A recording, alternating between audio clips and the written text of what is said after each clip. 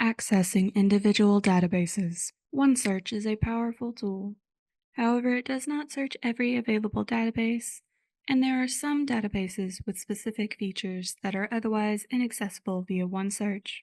To access an individual database from the Waters Library homepage, in the middle of the screen, select the Database tab above the OneSearch search bar. From here, you have three options. Option 1, Title Search. You are able to access a known database through searching the title. For example, if we were to access the legal database Westlaw, we would type Westlaw into the database search box and click the magnifying glass or hit enter on the keyboard. This will take us to a screen where Westlaw Campus Research is listed, as well as a brief description that we can use to verify this is the database that we are searching for. Option 2, Browse by Title. If you know which database you intend to use, but are unsure how to spell the title, you are able to access it by using Browse by Title.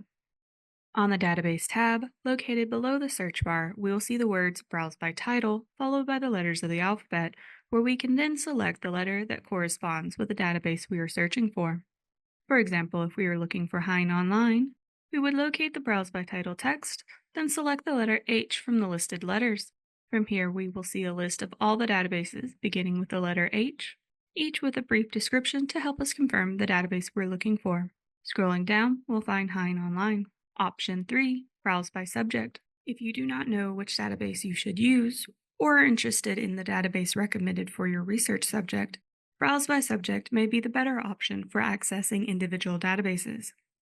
Located at the bottom of the Database tab from the Waters Library homepage, we will see the words Browse by Subject.